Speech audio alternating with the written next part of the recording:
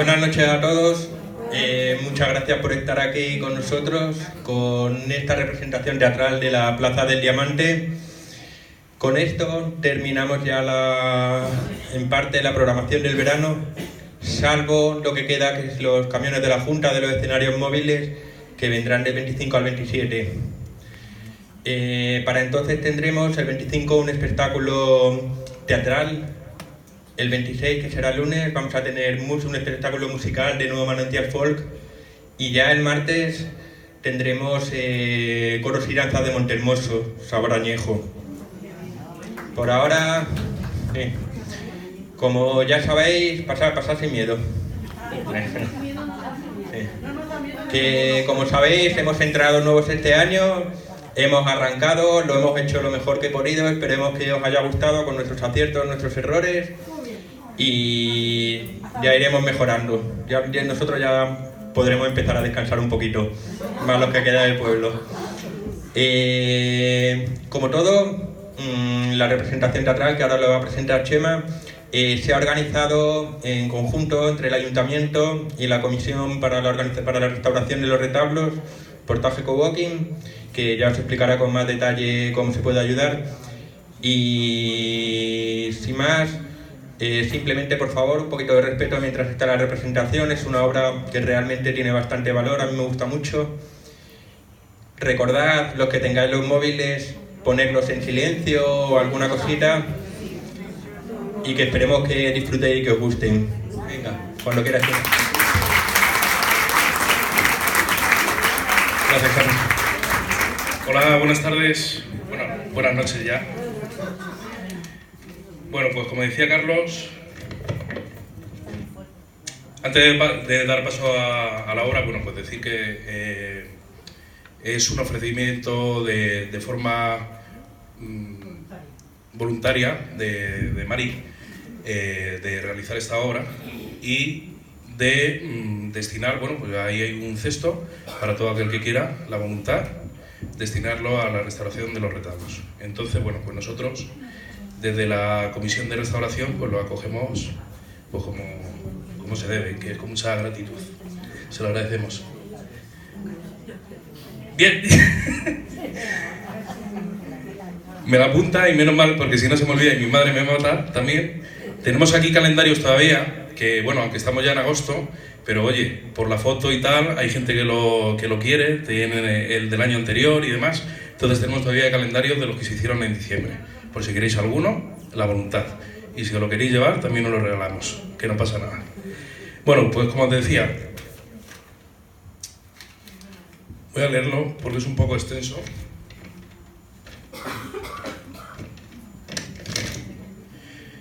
La obra que se va a representar a continuación es La Plaza del Diamante de Mercè Rodoreda, barcelonesa nacida en 1908, que llegó a estar entre los escritores más influyentes de su tiempo en lengua catalana y demostró una gran versatilidad al dejarnos una obra de largo recorrido tanto en poesía como en novela y teatro.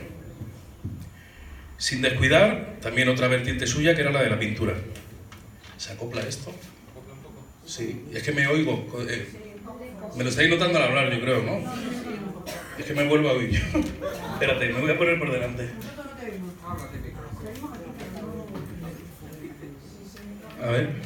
A ver si hay mejor. Es que me vuelvo a oír y es como... No,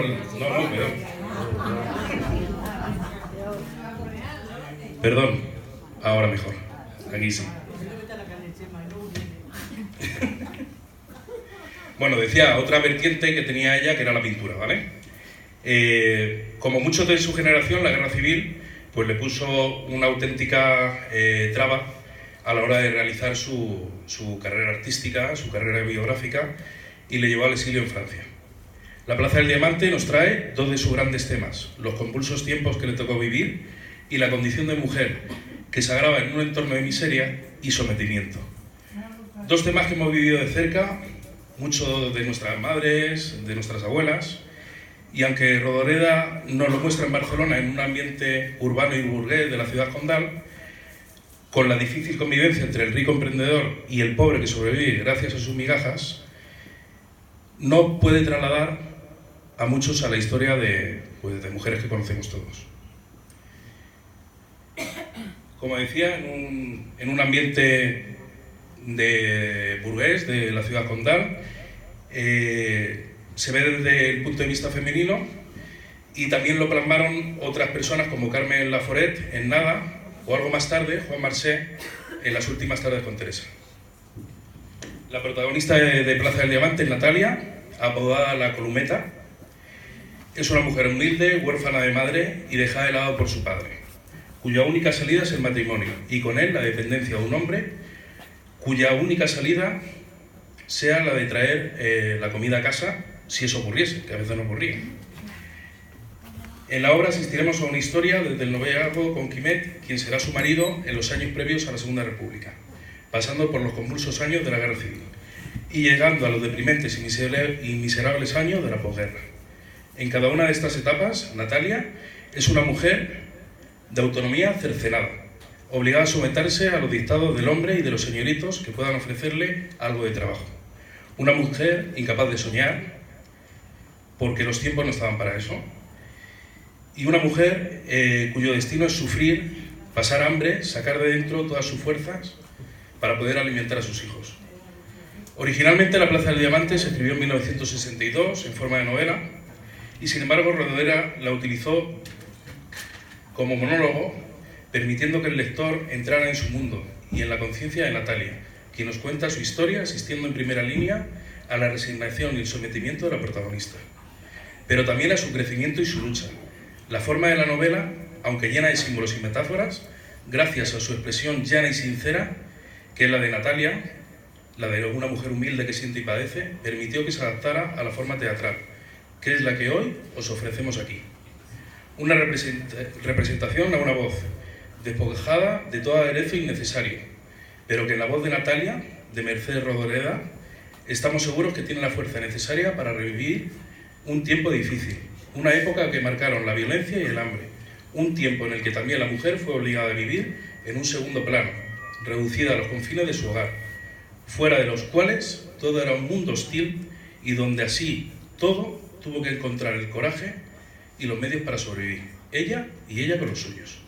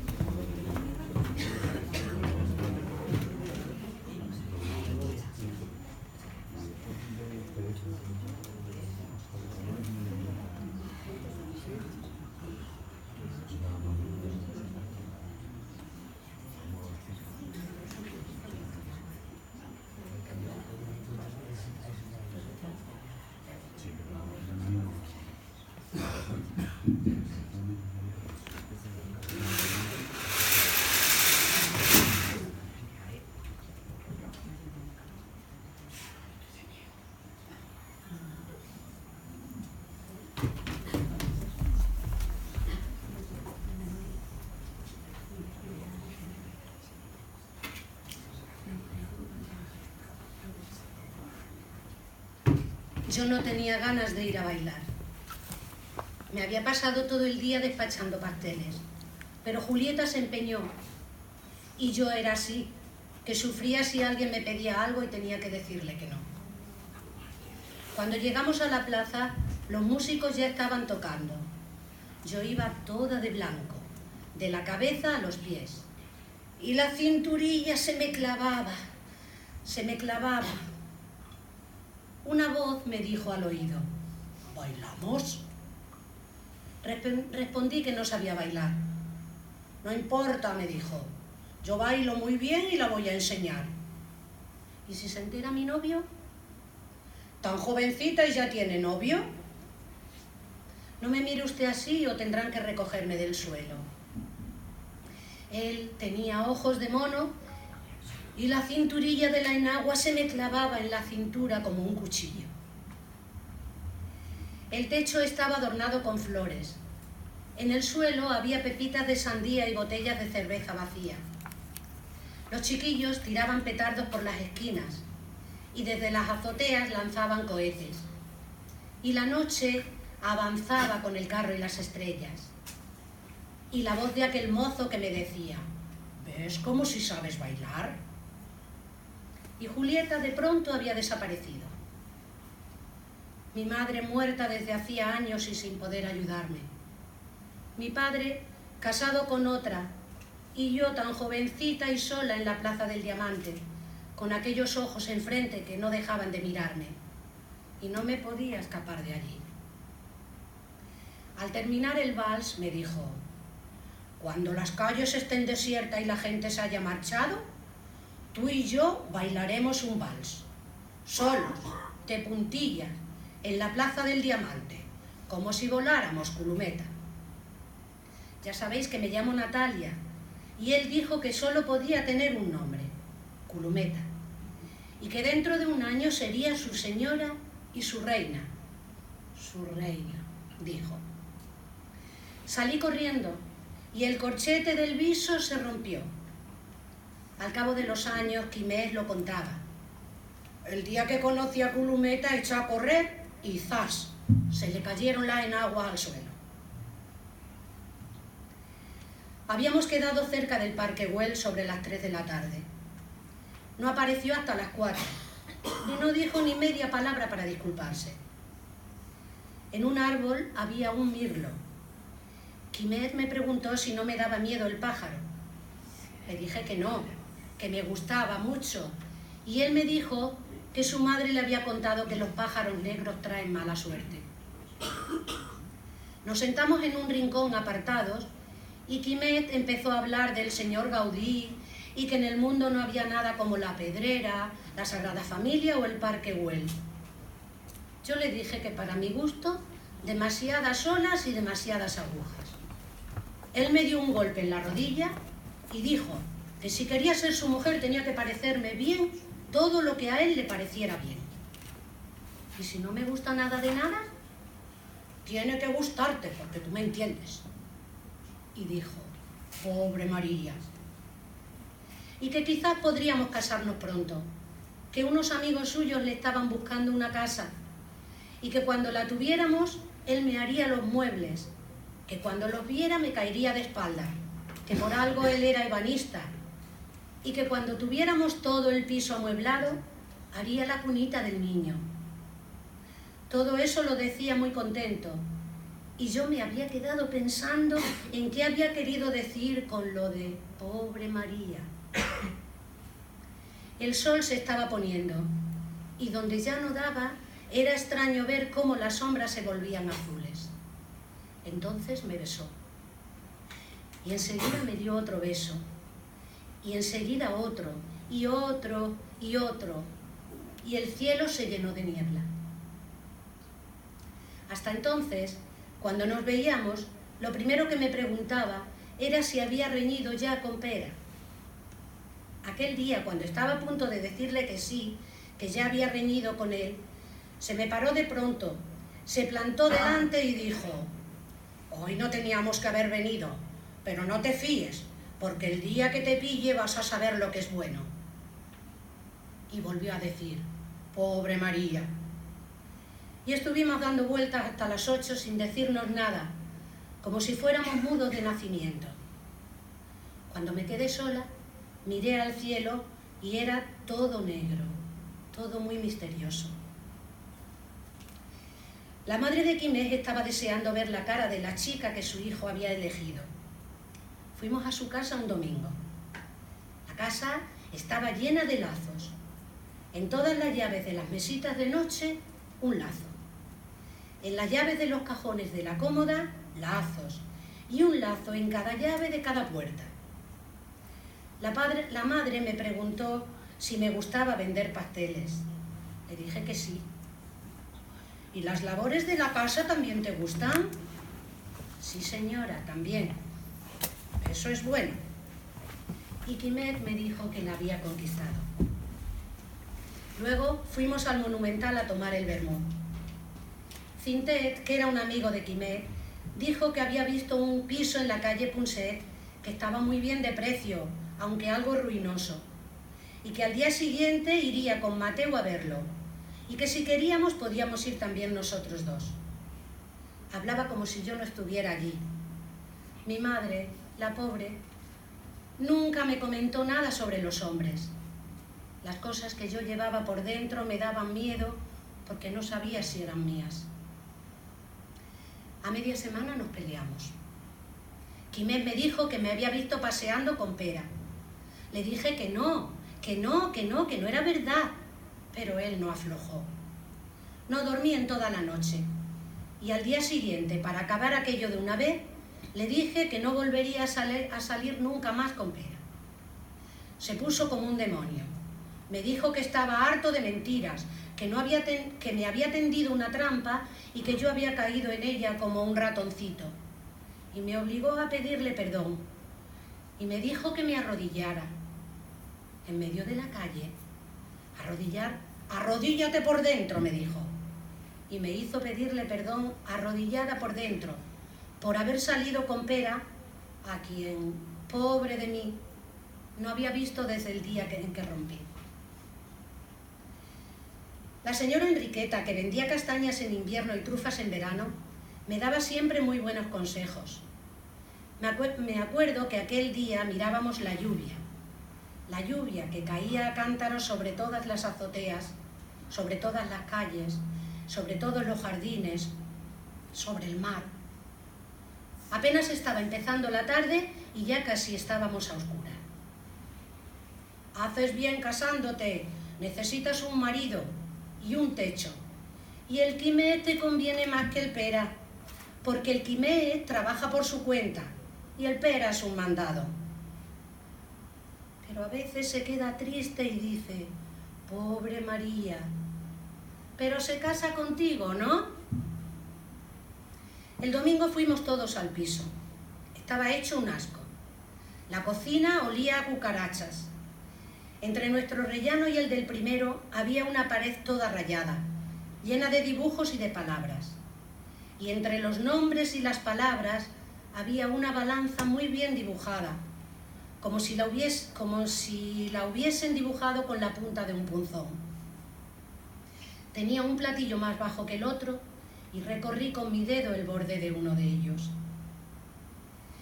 El domingo de Ramos fuimos a la bendición. Mateu, que era otro amigo de Quimet, venía con su niñita en brazos. Era una niña como una flor. Luego fuimos a comer a casa de la madre de Quimet y aquel día me regaló un ramo de bot con una cintita roja. El domingo siguiente Quimet vino a comer a mi casa. Se pasó la comida hablando de madera, que si la jacaranda, que si el nogal, que si el roble, que si la encina. Luego volvimos a ir todos al piso. Mateu enseguida se puso a demoler la cocina y Cintés y yo rascábamos el papel. Cuando ya llevábamos un buen rato trabajando, me di cuenta de que Quimet no estaba. Sus amigos me dijeron que cuando él no quería hacer algo, se escabullía como una anguila. Llegó casi cuando ya era de noche y me dijo que me podía ir a casa, que él había quedado con un señor que le había mandado restaurar 3 dormitorios. Me entretuve por la calle Grande viendo el escaparate de las muñecas de la Casa de los Hules, con el oso de las braguitas de terciopelo. Unos tarambanas empezaron a decirme tonterías y uno más valiente que los otros se me acercó y me dijo, «Estás para comerte», como si yo fuera un plato de sopa.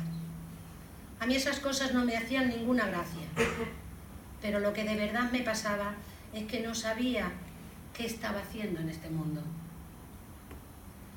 De mi casa solo me llevé una cama. Cintet nos regaló la lámpara del comedor. Mi vestido de novia llevaba falda larga. Quimet iba de oscuro. Éramos muchos. Todos dijeron que el sermón había sido muy bonito. El padre Joan nos explicó cómo era el paraíso, lleno de riachuelos y de prados con hierba muy corta y florecillas con los colores del cielo. Y que cuando Eva se despertó, lo primero que hizo fue coger una flor azul y soplarla. Y Adán le riñó, porque dijo que le había hecho daño a una flor. Y todo acabó con la espada de fuego. «Como el rosario de la aurora», dijo la señora Enriqueta, que estaba sentada detrás de mí. Luego entramos en la sacristía para firmar. Y después vinieron los coches y nos llevaron a Montjuïc, a pasear para abrir el apetito. Mientras que Quimet y yo nos retratábamos, los invitados tomaban el vermú.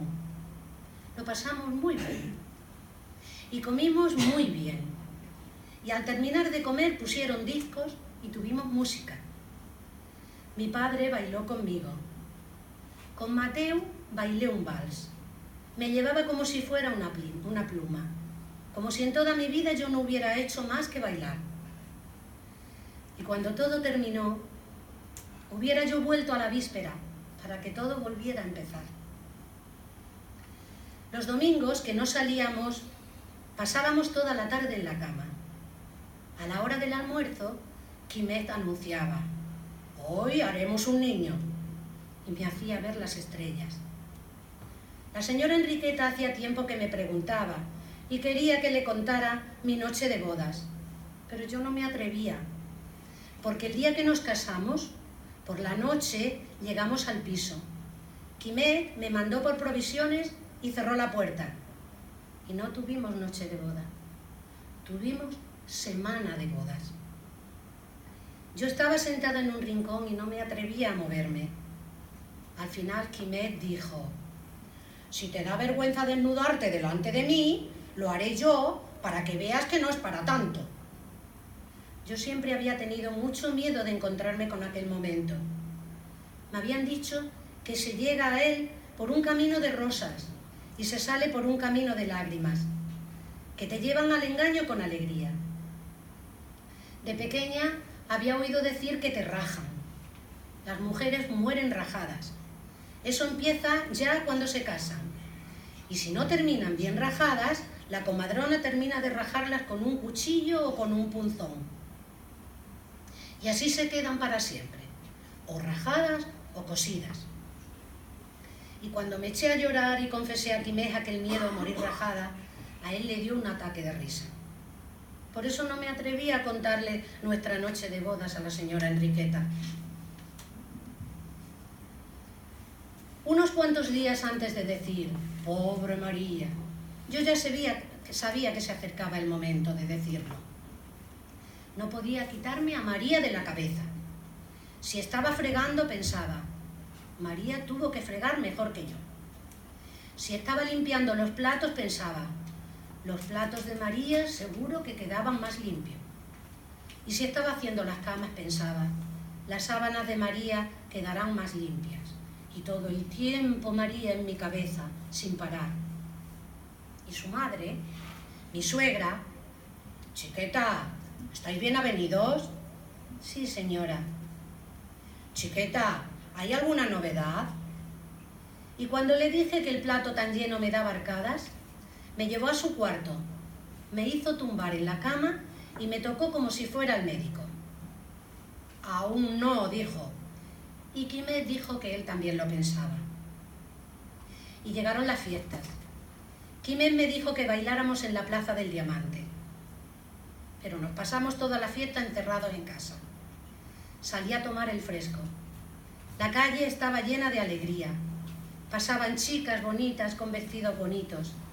Y desde el balcón me echaron una lluvia de confetis. Y yo me puse unos papelillos en el pelo para que se quedaran allí. Un día escuché una voz por la calle que me llamaba: «¡Natalia!». Era Pera, mi primer novio. Nos dimos la mano y noté que los labios le temblaban.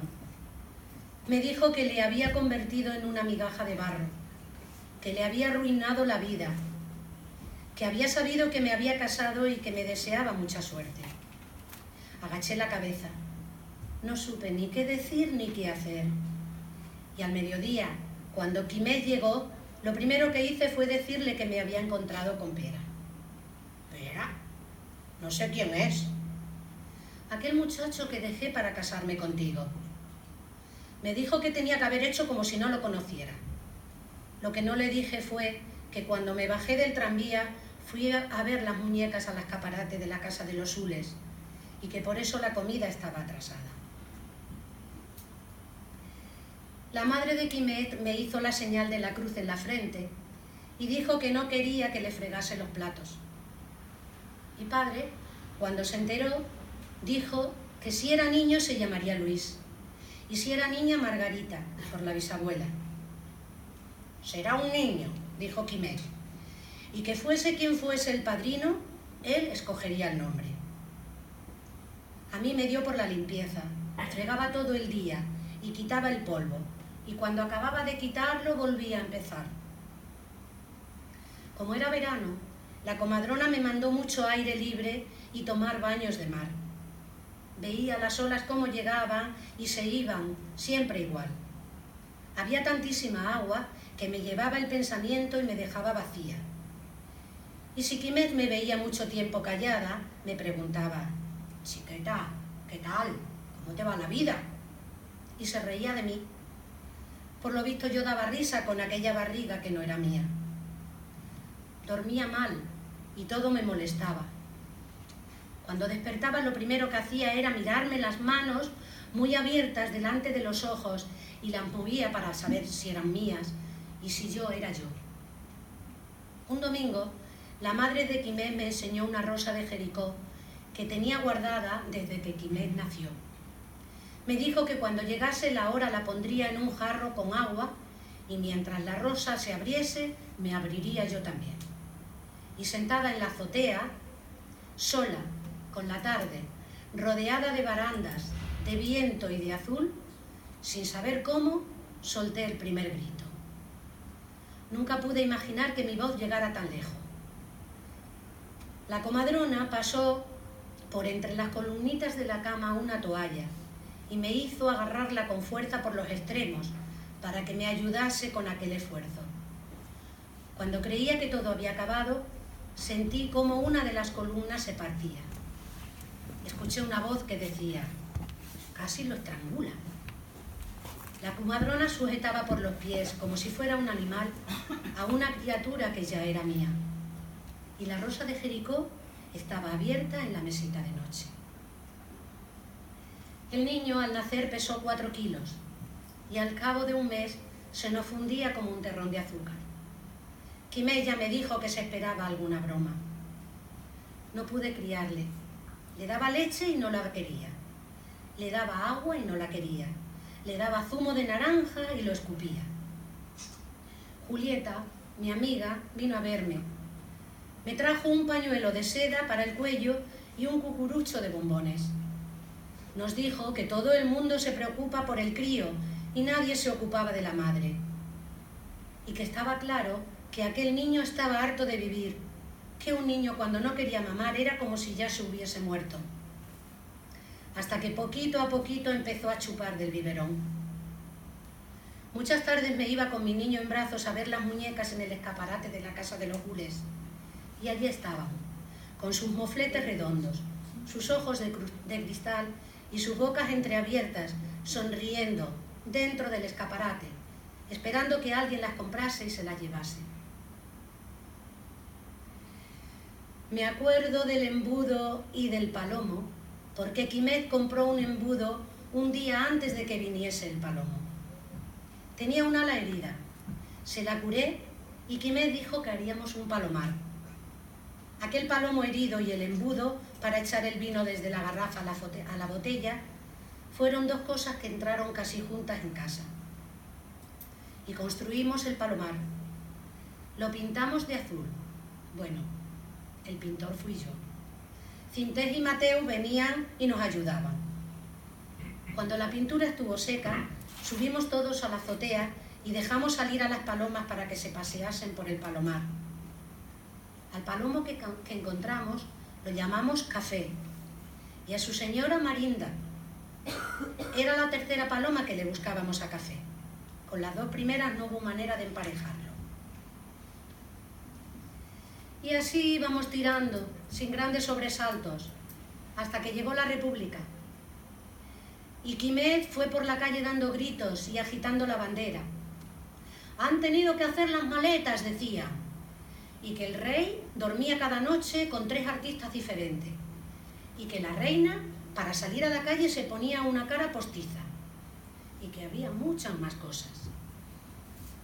Aún recuerdo aquella brisa fresca, un aire fresco que jamás he vuelto a sentir, un aire que ya todos los que vinieron después no fueron como aquel aire, porque fue en abril y con las flores cerradas, cuando mis pequeños sobresaltos comenzaron a convertirse en apuros muy grandes.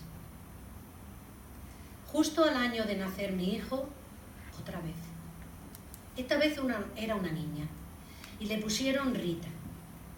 Mi suegra murió esa misma semana. Cintés y Mateu venían como de costumbre y hablaban con Quimet de la República, de los palomos y de las crías.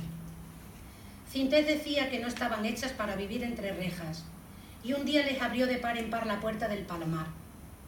Cuando las palomas se hartaron de volar, fueron volviendo al palomar, y desde aquel día ya no pude tender nunca más la colada en la azotea. Mi marido, Quimet, decía que su trabajo iba de mal en peor, que los ricos estaban enfadados y que ya no querían hacerse restaurar los muebles ni comprar muebles nuevos. Yo no quería estar mano sobre mano, teníamos que comer todos los días y me determiné a buscar trabajo. Encerraría a los niños en el comedor y total, una mañana pasaría pronto. La señora Enriqueta me dijo que había una casa que necesitaban una mujer por las mañanas. Me presenté en aquella casa. Era una casa con patio y jardín. Llamé al timbre y un señor con guardapolvos me hizo pasar al comedor y sentarme en una silla. Al rato, una señora con el pelo blanco también pasó al comedor y se sentó frente a mí. Era su suegra. El trato lo cerré con el señor del guardapolvo. Me dijo: hay casas que necesitan una mujer de la limpieza un día sí y 4 no. Pero estas casas, para una persona que quiera tener un trabajo seguro, son malas casas, porque quien trabaja así no sabe hacer dinero. Me dijo que el sueldo era de 3 reales la hora, pero como su casa era una casa con trabajo seguro, si me quedaba me pagaba cada día, en vez de las 3 pesetas, 10 reales por las 4 horas, que ya se sabía que la venta al por mayor siempre se hace con rebaja. Yo me aturdí un poco con tanto número y al final quedamos de acuerdo en los 10 reales. Un día Quimet vino a buscarme a casa del señor. Por encargo de la señora, tuve que entrar al colmado a dejar una lista al tendero. Al salir, Quimet me dijo que si estaba en Babia, que si no me había dado cuenta que la comida para los palomos y las palomas de aquel colmado era de la mejor. Y me hizo volver adentro y comprar 5 kilos. Mi señora siempre decía que aquel tendero era honrado, que vendía a buen precio y siempre daba el precio justo sin escatimar nada.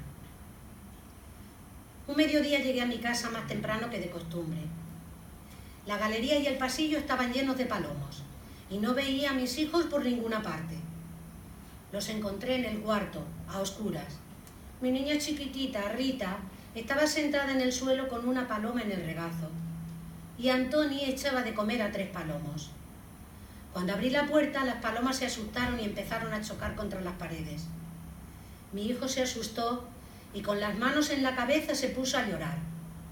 Por lo visto hacía tiempo que cuando yo me iba, las palomas eran las dueñas y señoras de la casa. Cuando llegó Quimet se lo conté.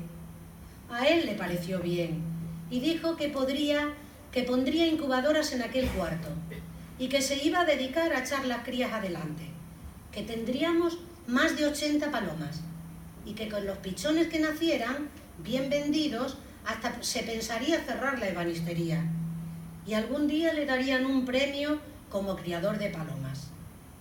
Y tú trabajando como una infeliz, me decía la señora Enriqueta.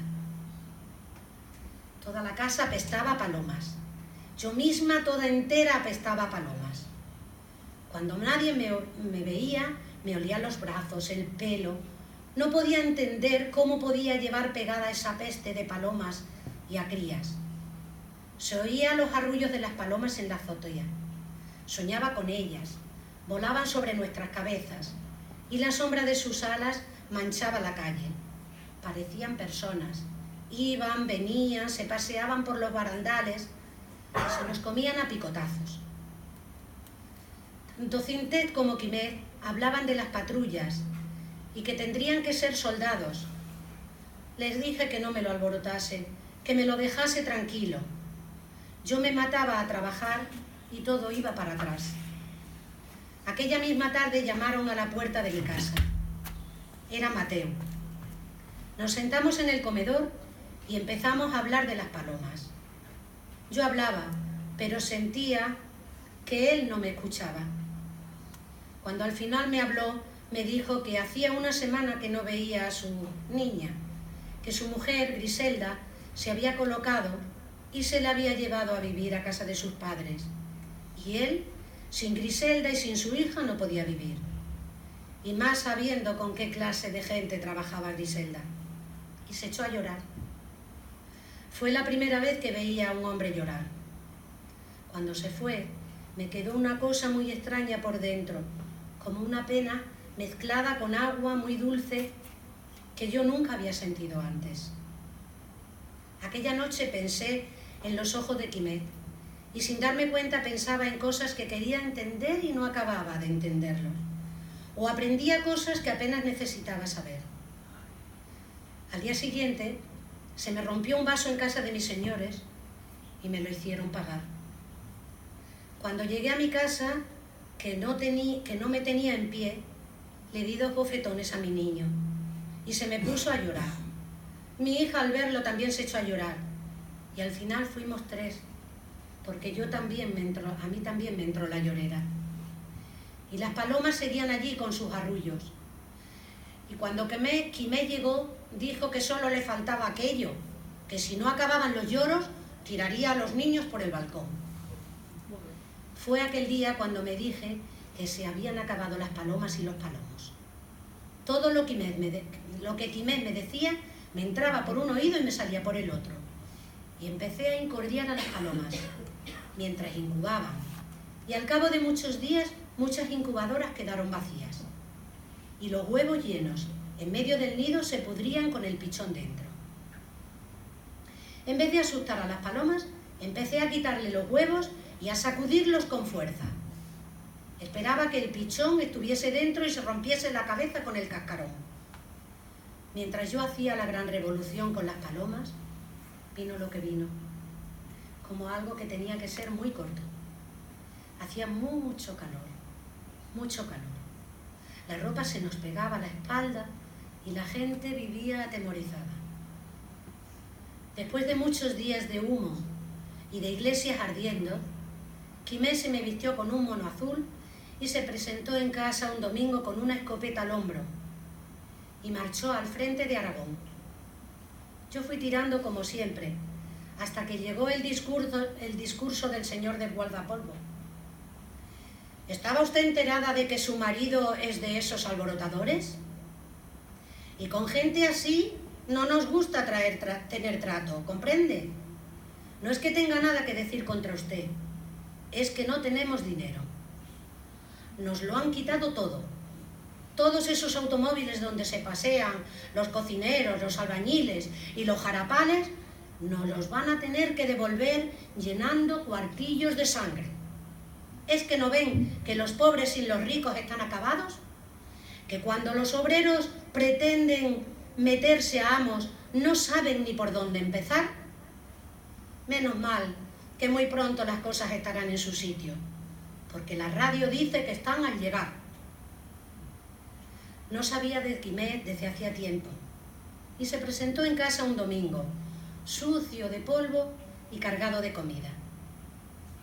Decía que se pasaban las noches mirando las estrellas y que nunca había imaginado que hubiera tantas y de tantos tamaños. Antoni, se le sentaba en las rodillas y le pedía que le enseñara cómo se disparaba el fusil. Quimet decía que la guerra que él estaba haciendo no era guerra y que sería la última. Necesitaban colchones y se llevaron 2. El de mi hijo, que Quimet dijo que podía dormir conmigo, y el de mi cama de soltera. Subieron 2 milicianos y se fueron todos al amanecer. Aquella tarde también se presentó en casa Mateo, también con mono y fusil. Dijo que venía a despedirse, porque quería irse al frente pronto para hacerse morir, porque él, sin su hija y sin su Griselda, no tenía más coraje para vivir. Me dijo si quería darle algo de recuerdo, porque yo era la única persona que tenía en el mundo. Me acordé del ramito de voz que me dio mi suegra y desaté la cintita roja. Enseguida él se la guardó en la cartera. Me atreví a preguntarle si Quimet había conocido a alguna mujer que se llamara María. Me dijo que no, que Quimet nunca había conocido a ninguna mujer que se llamara así, y que me lo decía con toda seguridad. Ya en la puerta, besó a los niños y se volvió para decirme que Quimet no podía imaginarse la suerte que había tenido de que yo fuese su mujer, y que me decía eso porque ya no lo volvería a ver más, y porque había algo más tremendo, algo que era de todos, que si perdíamos nos borrarían del mapa. Cuando anochecía todo era de color azul, era bonito. Habían pintado los cristales de las farolas de color azul, y si en alguna casa se veía un poquito de luz, enseguida se oían silbidos. Cuando me metía en la cama pensaba que todo era igual que antes, que al día siguiente nos levantaríamos para preparar el desayuno a Quimet, que mi hijo estaría llorando en el cuarto donde estuvieron las palomas, que iríamos a comer el domingo a casa de la madre de Quimet, y que mi niña Rita, mi pobre Rita, todavía no había nacido. Y si aún me iba más lejos, me acordaba de los tiempos en que yo vendía pasteles y tenía un traje blanco que ponerme y podía pasear por las calles. Gracias a la señora Enriqueta, empecé a fregar en el ayuntamiento. Un día, cuando salía de mi trabajo, oí una voz que me llamaba desde un coche. Quien me llamaba era Julieta, mi amiga. Estaba muy delgada y muy pálida, con los ojos muy hundidos y llenos de fiebre. Me dijo que era la encargada de todos los niños refugiados que venían de España y que estaba muy enamorada. Yo le dije que para mí todo había acabado, que solo esperaba tristeza y penalidades. Me animó. Me dijo que todo iría mejor, que seríamos felices, que habíamos venido a la tierra para ser felices y no para sufrir siempre. Cuando bombardearon el barrio, mi padre murió, porque el susto le paró el corazón. Hacía tiempo que ya no lo sentía como nada mío, pero me vi pequeña, con un lazo en la cabeza, paseando de la mano de mi padre por las calles con jardines y perros. Por un momento creí que volvía a tener a mi padre, o me pareció que muy lejos le había querido. Fui a velarlo solo un rato, porque al día siguiente tenía que levantarme muy temprano. Cuando ya creía que no volvería a ver a Quimet nunca más, se presentó en casa un domingo, cargado de comida y de miseria. También tenía los ojos muy hundidos y dijo que en ningún sitio del mundo se estaba como en casa, que cuando la guerra terminase se metería en casa igual que la carcoma en la madera y que nadie podría sacarlo de allí. A los 3 días volvió a marcharse. Me abrazó muy fuerte y los niños se lo comieron a besos. Le acompañamos hasta la escalera y cuando se fue, ni sufría. Subí por las escaleras y recorrí con los dedos el borde de uno de los platillos de la balanza. No se pueden contar las penalidades que pasamos. Como casi nunca teníamos nada para comer, nos acostábamos temprano, y el domingo no nos levantamos de la cama para no tener tanta hambre. Julieta me dijo que me podía colocar al niño en una colonia y que Y él, que nos escuchaba, pegado a mis faldas, decía que no. No, mamá, no quiero ir. Que no, mamá, que no quiero ir. Cogimos el camino que salía de Barcelona y tomamos la carretera que llegaba a la colonia. Cuando llegamos allí subimos por una escalera de piedra y salimos a una terraza llena de niños pelados al rape y solo se le veían los ojos. Chillaban, corrían y cuando nos vieron callaron, como si no hubieran visto personas en mucho tiempo. Mi hijo se me echó encima y llorando me decía que no lo dejase allí. Mamá, no me dejes aquí, no me dejes aquí. Mamá, por favor, no me dejes.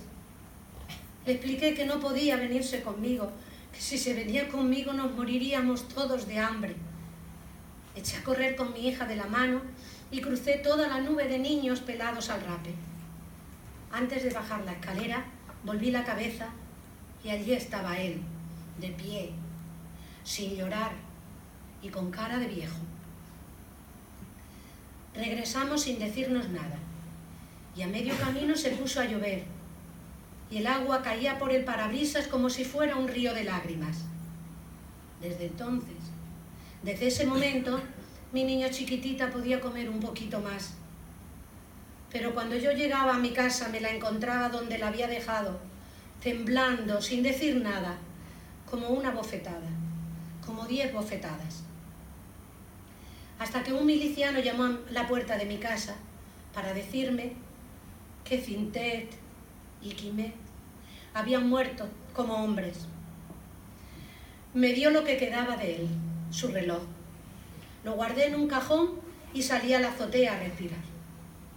Si alguna vez había oído decir que una persona era de corcho, yo no sabía lo que quería decir. Para mí el corcho siempre había sido el tapón de las botellas. Aquel día supe lo que quería decir, porque yo tuve que volverme de corcho, porque si hubiera sido de carne como antes, cuando me dolía al pellizcarme, no hubiera podido pasar por un puente tan alto, tan largo y tan estrecho. Griselda vino a verme, a darme el pésame. Traía zapatos de serpiente, un bolso igual y un traje blanco con flores rojas. Estaba más guapa que nunca. Yo iba toda de negro por las calles, sucias y tristes de día y oscuras azules por la noche. Cuando mi hijo volvió de la colonia me lo habían cambiado. Ni siquiera me miró. Se fue al rincón de sus juguetes y los rozó con las yemas de los dedos. Su hermana Rita dijo que no le había roto nada y que su padre había muerto en la guerra. Aquella noche para cenar nos comimos unas sardinas y un tomate pocho y nos acostamos los tres juntos, yo en medio. Si teníamos que morir, moriríamos así. El último invierno fue el más triste. Se llevaban los niños de 16 años, jóvenes y viejos, todos a la guerra. Y la guerra se apoderaba de ellos para darles muerte. Alguna vez me acordaba de Mateo, cuando dijo que les tocaría ir a todos y que allí se irían quedando como ratas en las ratoneras. Vendí todo lo que tenía. Las sábanas bordadas, las mantelerías, el aparador, las copas, los cubiertos. Casi nunca teníamos nada para comer, porque casi nunca teníamos dinero y porque tampoco había comida. La señora Enriqueta me trajo unas latas de un almacén que los vecinos habían asaltado. ¿Cómo aguantábamos aquellos días? No lo sé, pero vivíamos, aún vivíamos. Hasta que esa misma señora Enriqueta llamó a la puerta de mi casa para decirme que a Mateo lo habían fusilado en medio de la plaza. Y el dolor no me salió de dentro hasta pasado un buen rato. Y dije, eso no, con voz muy baja, como si el alma se me acabara de morir dentro del corazón. Eso no, porque era imposible que a Mateo lo hubieran fusilado en medio de una plaza. Aquella noche, con Antonia a un lado y a Rita al otro, que estaban los dos con las costillas que le atravesaban la piel y con todos sus cuerpecitos dibujados de pena, pensé que los mataría. ¿Dónde estaba el embudo? ¿Dónde lo había guardado? Después de devolverlo todo lo encontré, de revolverlo todo lo encontré. Solo me quedaba comprar salfumar. Cuando estuvieran dormidos les metería el embudo en la boca, primero a uno, después a otro. Le echaría salfumat y después me lo tragaría yo. Y así habría acabado todo. Y todo el mundo estaría contento. Y como si se me encendiese una luz, me acordé del tendero y de la comida para las palomas. Iría al día siguiente, le pediría salfumar y diría que el dinero se me había olvidado en la casa, que ya pasaría al otro día. Al otro día. Al otro día empecé a caminar por las calles sin saber por qué. Los tranvías circulaban sin cristales y la gente iba mal vestida. En algunas tiendas había cosas que se podían comprar. Había gente que podía entrar y comprarla. Maquinalmente me metí en la iglesia. Estaba llena de gente y el cura se paseaba de un lado para otro con 2 monaguillos que le ayudaban. Me fui acercando y la gente estaba arrodillada y mientras esparcían el incienso vi las burbujas. Una montaña de burbujas que subían hacia arriba, que ya desbordaban el altar, y empecé a escuchar las voces lejanas, como si salieran del fondo de las venas, como si salieran en medio, apagadas, de cuellos cortados, de labios que no podían decir palabras. Y en medio de esas voces empecé a escuchar voces de ángeles, pero de ángeles furiosos que reñían a la gente, y les explicaban que estaban ante las almas de todos los soldados muertos, y que en el canto les decía que Dios esparramaba el daño para que todos rezaran por ese daño y acabaran con ese mal. Y yo arriba, Culumeta, fuera Culumeta, fuera que te persigue toda la pena del mundo, corre, corre Culumeta, vuela, date prisa, corre hacia tu azotea y el palomar, corre Culumeta, que las burbujas de sangre no te arrasen, corre, date prisa. Y yo corría hacia mi casa. Y todos los muertos estaban muertos. Y también los que estaban vivos parecían como si estuvieran muertos. Que parecía que les hubiesen matado con una bala en un campo de batalla. O en medio de una plaza. Subí las escaleras corriendo. Cerré la puerta y vi a Mateo que me daba la mano diciendo que no había otro remedio. El tendero estaba detrás del mostrador. Delante de mí había 2 señoras y una criada. Cuando me tocó el turno dije, salfumat, y puse la botella encima del mostrador con mucho cuidado.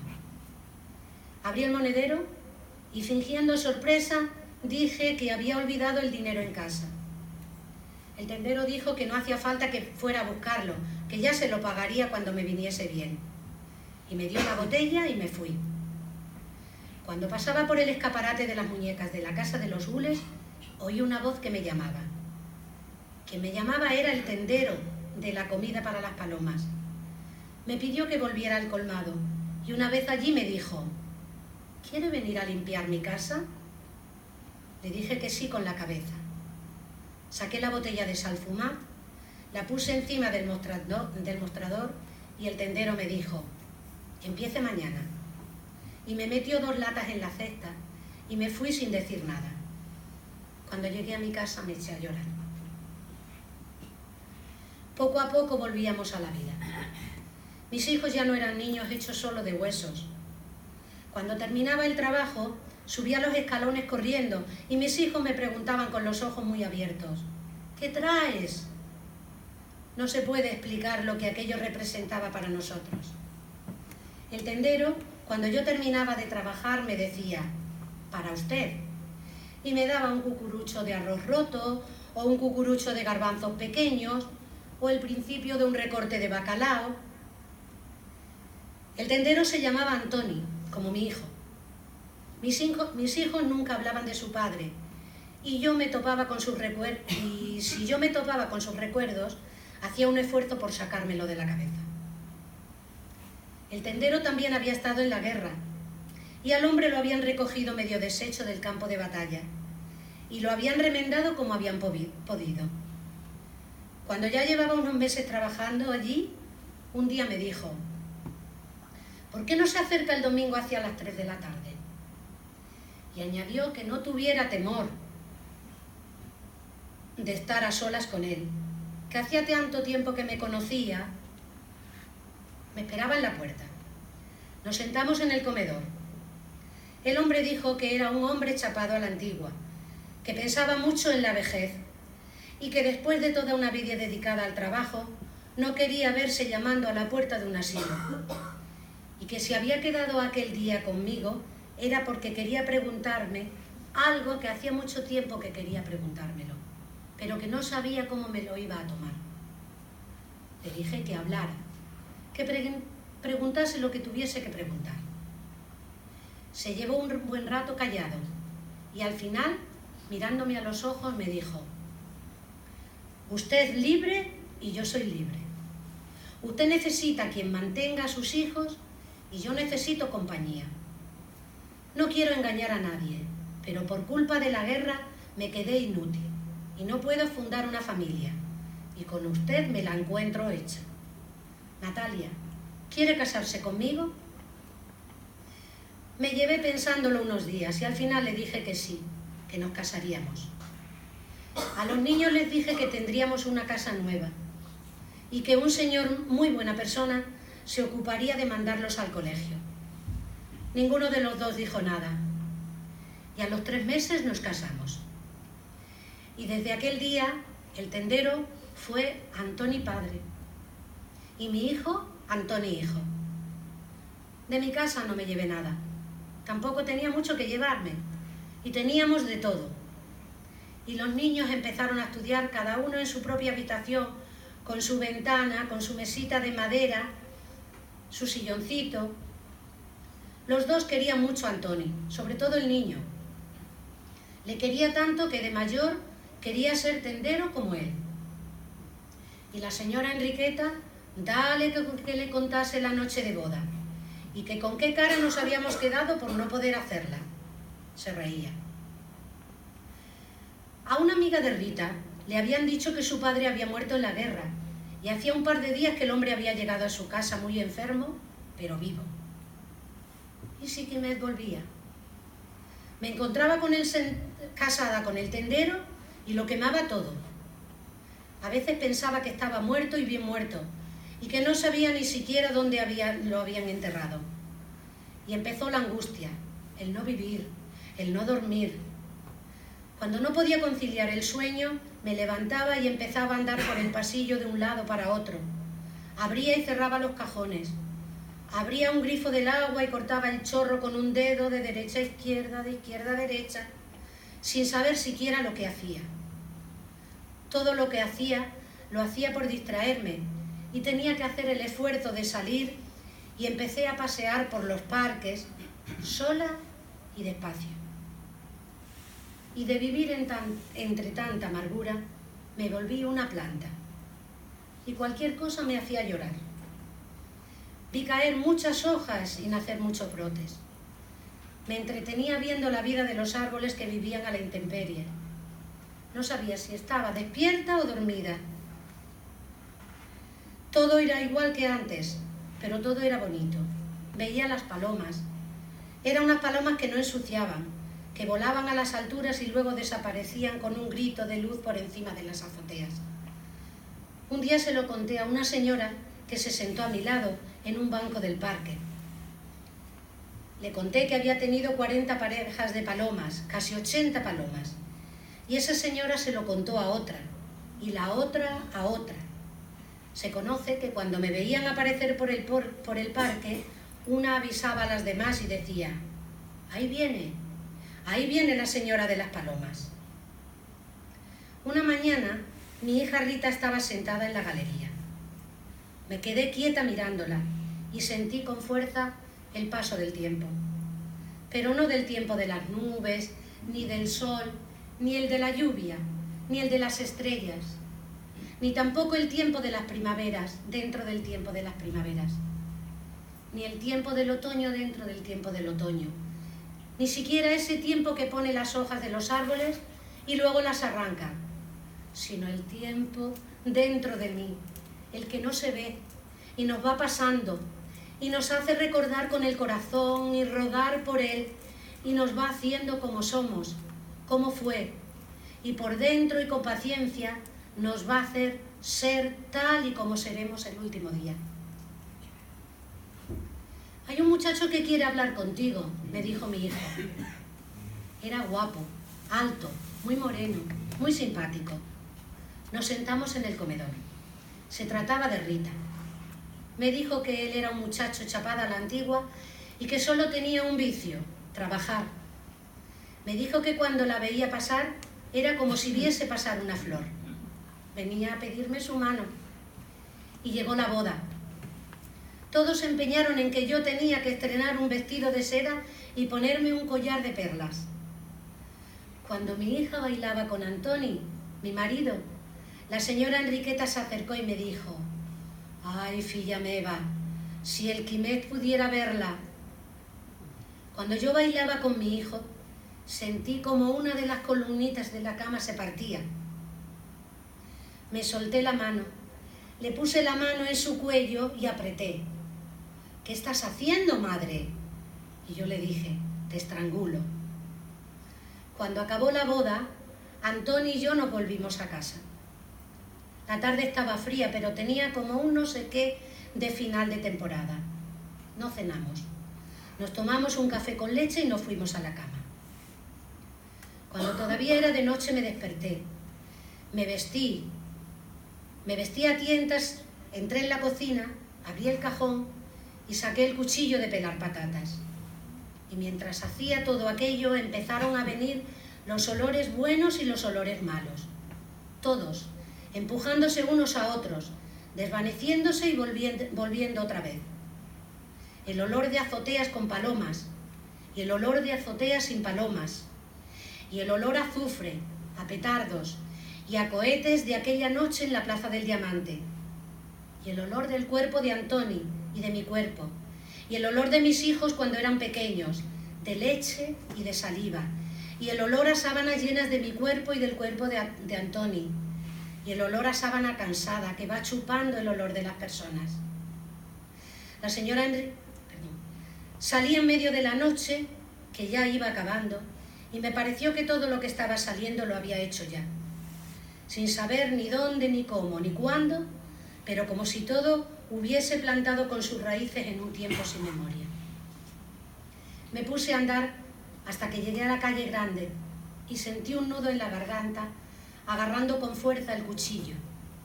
Empecé a caminar por mi vida vieja hasta que llegué hasta la puerta de mi casa.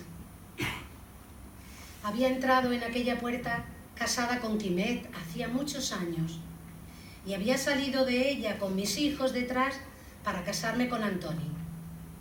Escribí con lumeta en la madera de la puerta y dejé bien grabado el nombre, clavando a fondo el cuchillo. Y luego me puse a caminar hasta que llegué a la Plaza del Diamante. Las casas empezaron a balancearse y las paredes a inclinarse unas sobre otras. La calle se fue estrechando hasta convertirse en un embudo. Y un tiempo de tempestad se arremolinaba, y con los brazos para taparme la cara y salvarme de no sé qué, solté un grito infernal. Un grito que hacía mucho tiempo que llevaba dentro de mí. Mi juventud que huía. Venía la gente y venían despacio como la luz del amanecer. Me dije que ya se me había pasado, que eran los nervios, y me puse a desandar el camino. Antoni siempre me había dado las gracias por todo y yo nunca le había dado las gracias por nada. Gracias, gracias, gracias. Me esperaba en la puerta con la cara pegada a los cristales. Todavía podemos dormir un poco. La cama estaba caliente como la tripa de un gorrión, pero Antoni temblaba.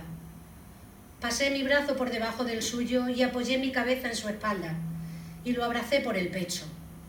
Y arrimé mis piernas a sus piernas y mis pies a sus pies. Y con la mano, muy despacio, empecé a acariciarle el vientre, porque él era mi marido. Y pensé que no quería que se me muriese nunca. Y quise decirle cosas que no le dije. y que tampoco le dije nunca. Y nos quedamos así, dormidos, como dos ángeles de Dios. Cuando me desperté pensé que cuando fuese al parque, como cada día, en cada charco, por pequeño que fuese, se reflejaría el cielo. El cielo que algún pájaro desparramaba, o algunos pájaros que tuvieran sed, o pájaros chillones que bajarían de los árboles como rayos y se bajarían en los charcos y desharían el cielo con el barro y con el pico y con las alas, contentos.